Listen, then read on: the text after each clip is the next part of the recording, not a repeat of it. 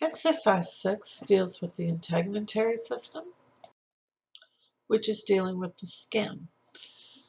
In this picture, you can see that the skin is divided into these different layers of the epidermis, the dermis, and then the subcutaneous layer. So you have these multiple layers. The subcutaneous, the hypodermis layer is technically not part of the integumentary system, but it's always included with it because it's a layer right below it that helps to connect it, if you will, to the rest of the body. That's where a lot of the blood supply is initially coming from, etc. It does include accessory structures such as like your hair, your sweat glands, and so we'll discuss all of these different components of it. So what's the function of the integumentary system or the skin? Well, protection, insulation, cushioning, and hydration. It's also going to be involved with regulating your internal temperature. It's involved with excretion. There are a lot of various metabolic activities that are occurring, such as some of the precursors for making vitamin D, and then sensory receptors are also located here. Some of them are.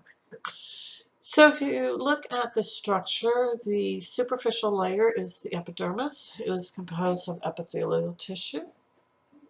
The dermis is deep to that. It is composed of connective tissue.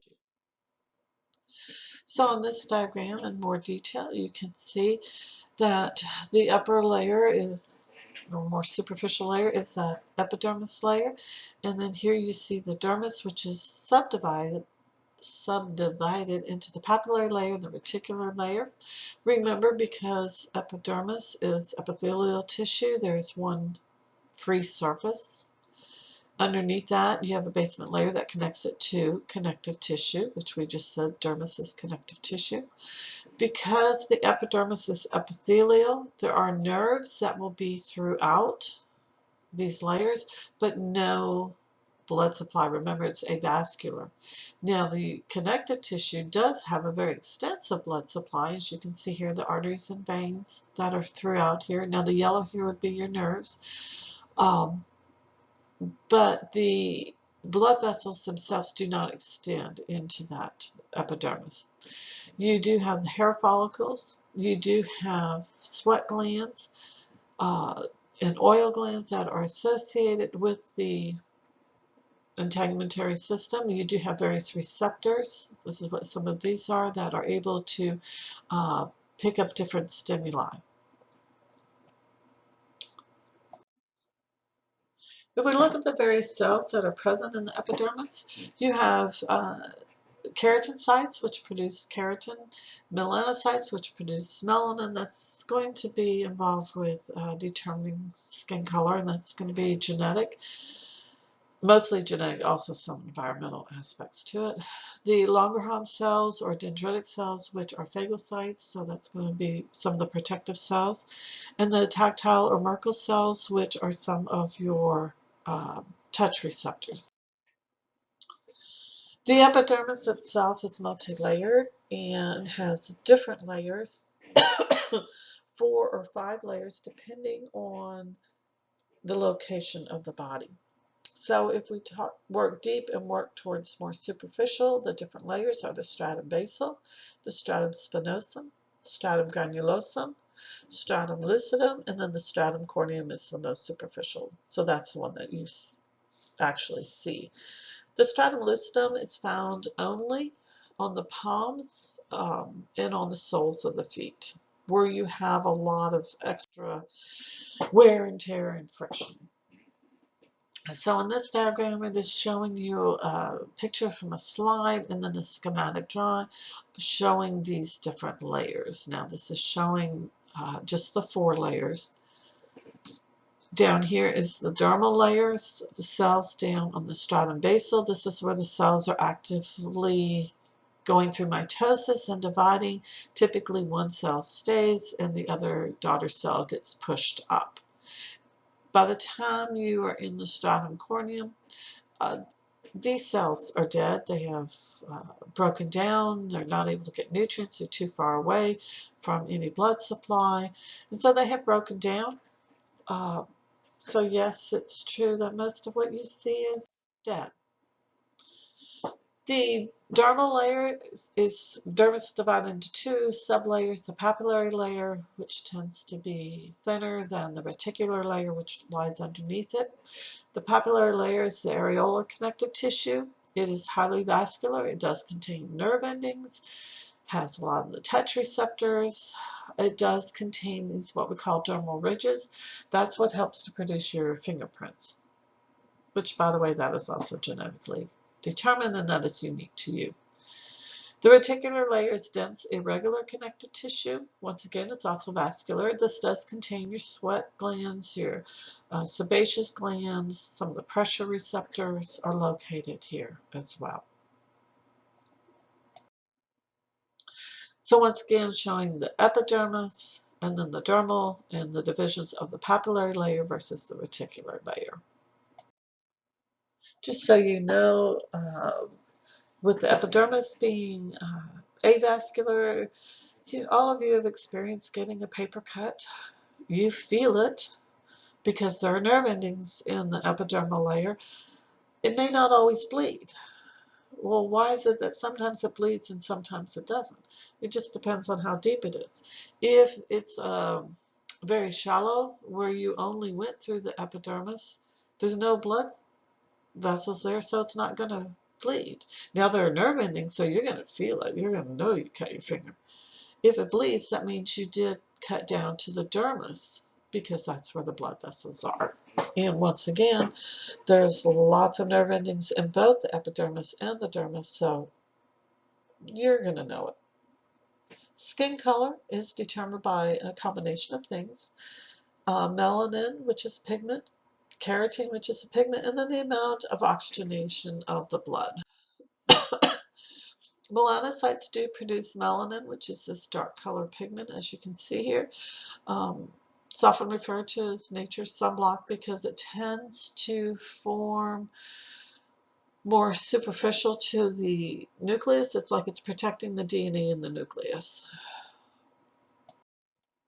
As you can see here,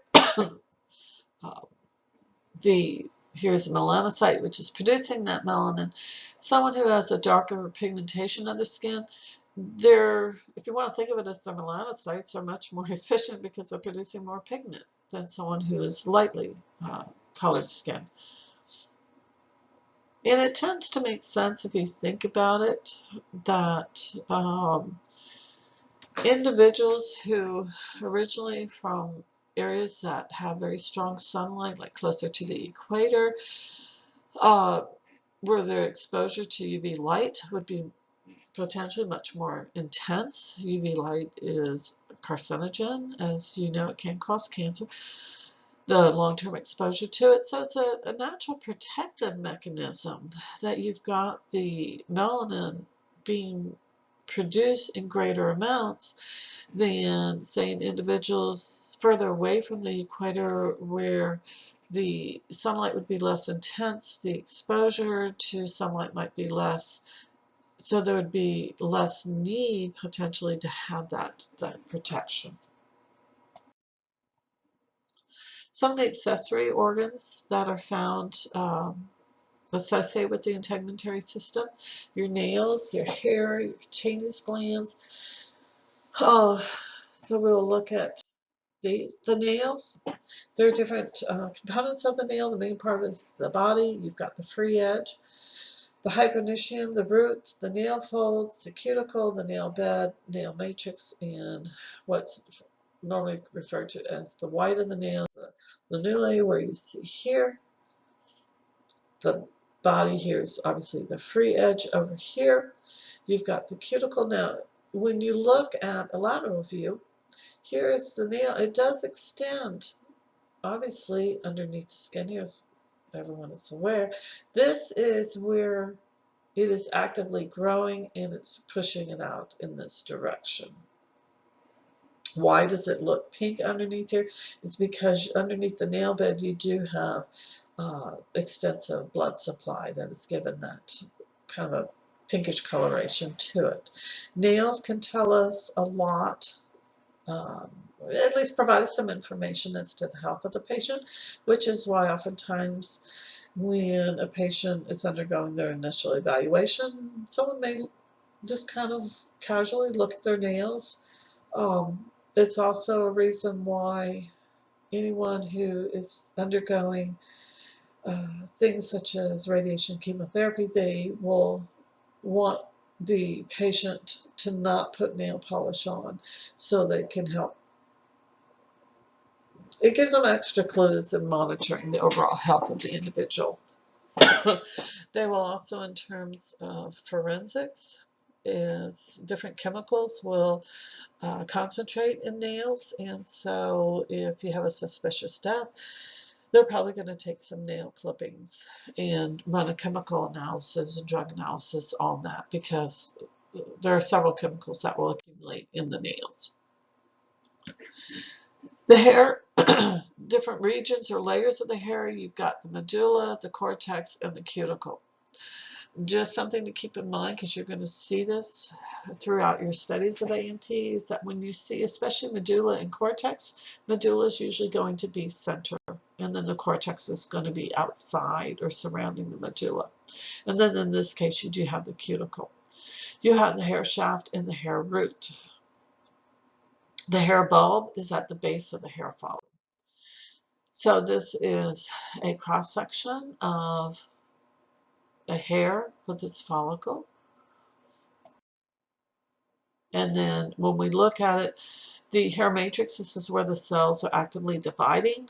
The hair papillae is providing all of the nutrients, so those cells can actively divide, go through cell division. And then you do have the hair follicle wall, as shown here on these cross sections. So you have, once again, the papillae here, which is providing all of those nutrients, the hair matrix, which is where the cells are actively growing and being pushed up. Once again, all this is occurring down here in what was known as the hair bulb. So the cells are being pushed up. This is referred to as the hair follicle. The hair shaft is once it is above the surface, and what you're seeing here, these cells are dead at this point. The erector pili muscle is right here. As you can see, it is attached to the hair follicle and then will be attached here. And as we'll see in a moment, when that muscle contracts, it's going to pull these hair follicles up, straight up, and that's what is the appearance of goosebumps then.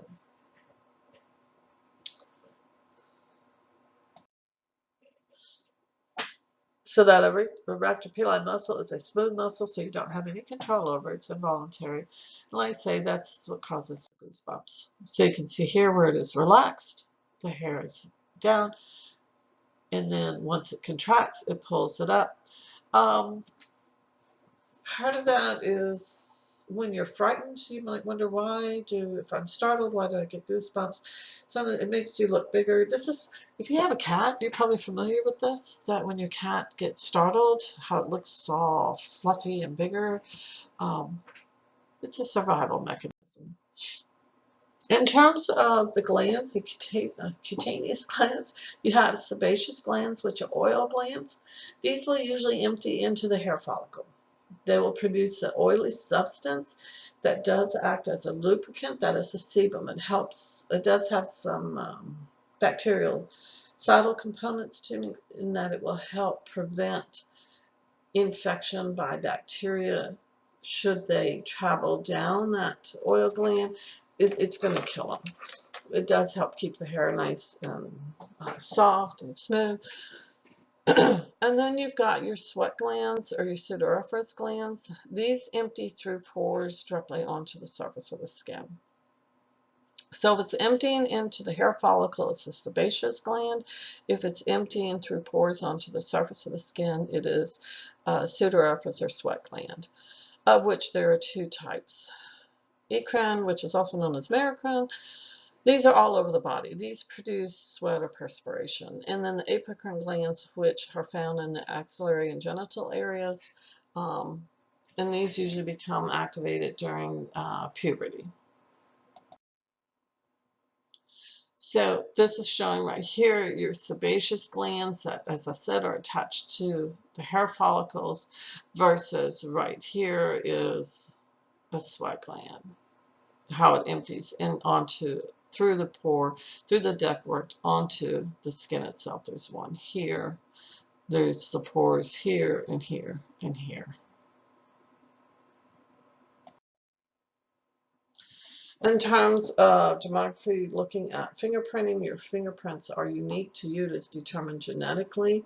There's different patterns known as arches and loops and whorls, and it does take a lot of training to be able to identify these and compare them. So taking fingerprints, comparing them, and being able to identify some of these very particular does this fingerprint taken from, say, in criminology, from a crime scene, doesn't match a certain individual.